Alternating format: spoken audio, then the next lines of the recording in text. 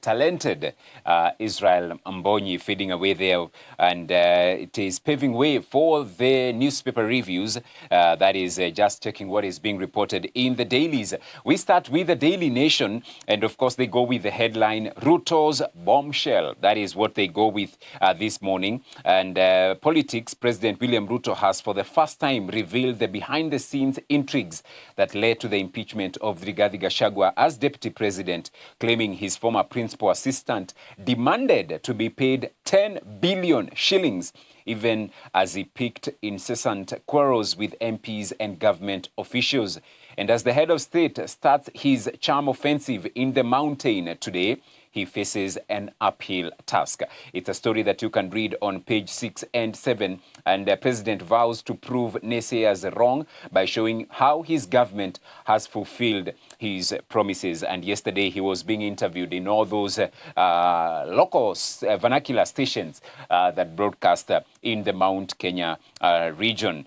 What the head of state said: number one, I nominated Rigathi Gachagua as my running mate against the wishes of a majority Mount Kenya MPs.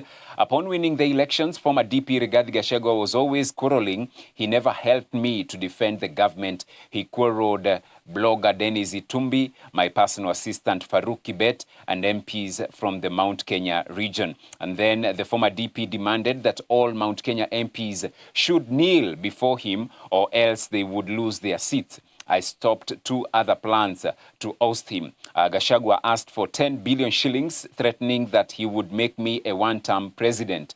I refused to be blackmailed. Former AG and former Public Service Cabinet Secretary Justin Muturi said he was not competent to do the job. And so that is what he had to say in that interview. You can read that on page 6 and 7 inside the Daily Nation. I also see now here clerics caution against pay rise for MPs. A section of religious leaders has cautioned the Salaries and Remuneration Commission and the Parliamentary Service Commission against increasing the salaries of members of parliament at a time when a majority of Kenyans are struggling with a high cost of living. And actually you realize there is now no, sijui huyu ni wa Munyoro, huyu ni wa Baba, huyu ni wa, Kenya Kwanza, wote wako pamoja. You are alone, Yeah, so that story is covered on page 2 and 3. Read that. Then I see here, day I almost gave up on my son, a mother's darkest hour before dawn. That is a story a story of hope, actually, that you can read on page 8. Then on page 12, a dead Kitengela man, Embakasi ranching and North Koreans feud over 2.5 billion shillings land. It's a story that is on page number 12, and how Baby Kiama got a second chance at life. It's on the pullout, the Healthy Nation pullout. You can read that very inspiring story of how Baby Kiama got a second chance at life.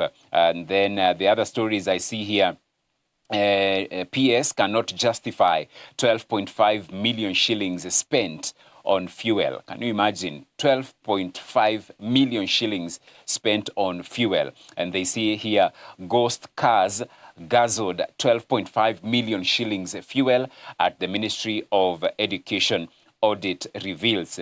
And then I see here, 2027 elections. Which way Gusii, Maraga or Matiang'i? That is the question. And now they are, of course, the Jubilee Party has indicated that Fred Matiang'i will be their candidate during the 2027 elections. And then Chief Justice Emeritus David Maraga is also now testing the waters. And he says the young people have requested him. The old people are now also requesting him to be on the ballot. But now he says he is holding consultations to see whether he will accept that call for him to vie for the top position in the country. And so we wait and see how that one goes. So that is the daily.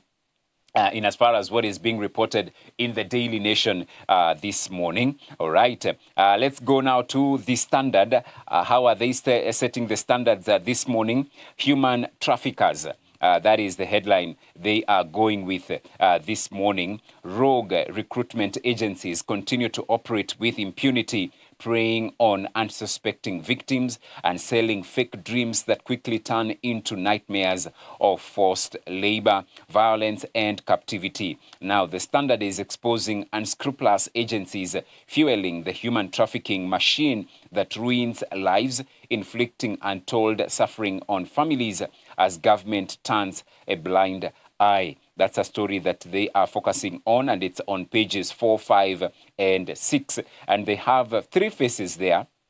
There is Grace Eshiwani, a recruitment agent, and they say Grace Eshiwani is a sweet talker. When you speak to her, she claims to be in Bangkok, but when you arrive, she tells you to find her at the job centers. We know DCI officers are aware of her operations, but she remains untouchable. That's a victim who confided in the Standard. Then I see Jane Thiongo, another recruitment agent, and here there are transactions of how she was paid 150,000 shillings. Then I see John Njogona, yet another recruitment agent, and 100,000 shillings sent to John Njogona. They are operating in with a lot of impunity. The story that is a sad story of duping people, conning people, and leaving them despite having taken their money. Pages 4, 5, and 6. Then I see 1 year on, no answers on General Ogola crash. It's on page number 7. Remember, promises were made that the cause of the crash that claimed the life of General Ogola would be made public, but still up to date, nothing actually has happened. From the international scene, Trump calls out Putin and Zelensky. That is in the world news. And then the sports page 40. Look who's back. Yes, and there is a photo there of none other than Bukayo Sako right there. Then I see, this is who, Wetangula faults Natembeya for opposing ban on ID vetting. Then I see the African Union Commission has deployed a panel for mediation following the escalating tension in Sudan. Then residents of Baringo County, Banisa, Magarini, Ugunja, and Malava constituencies, along with several wards across the country, are eager to elect new representatives as soon as the commission commences its work. So, mini general election awaits New Look IEBC. And then a somber mood has descended on Kameredo village in Limuru, Kiambu County, following the tragic deaths of 7 family members in a road accident on the Naivasha-Maimahio Road, which happened yesterday. Condolences to that, and such a sad story there. Then I see road users want the government to provide non-tolled road alternatives, even as the government pushes ahead with plans to introduce fees for use of some key roads and highways across the country. Right. So you can read that. And then the pullout, the Financial Standard pullout, why state motorists are at odds on road tolling. So Kenyans fear road fees would increase the cost of transportation, affecting prices of basic goods and services. Of course, it will have to, because they will... what are they called? The consumers, the motorists, will be the ones now to incur that cost. So if they are using the public service vehicles and maybe the road that PSV is using is tolled, then, of course, they usually take it to Mwananchi, which is unfortunate. And I agree. Go ahead and toll the roads, but offer alternatives. It's okay. You know, just like the, what is it called? The expressway.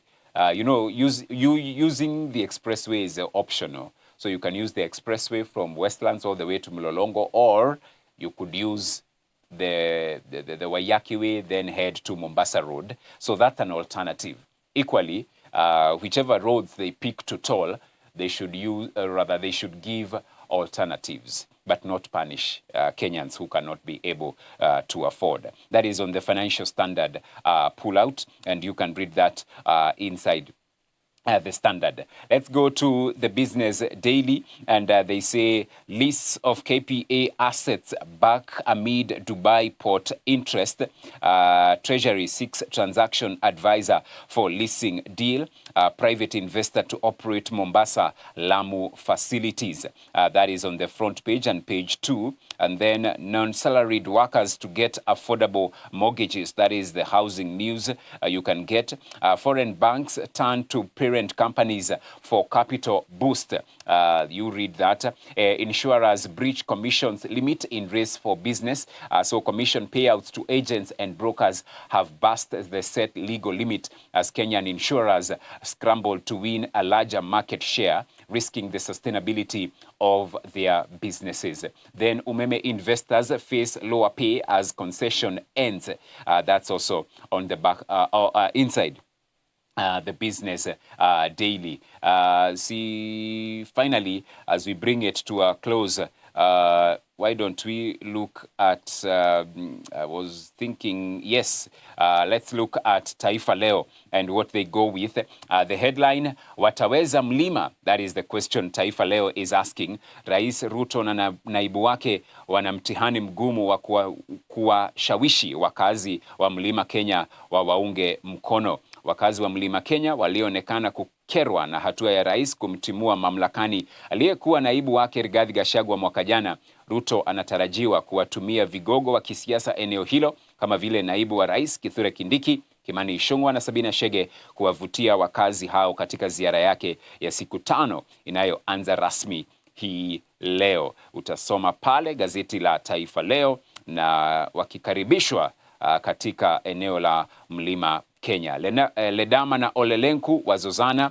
Gavana wa Kajiado apinga mkutano wa seneta wa Narok ndani ya Kajiado.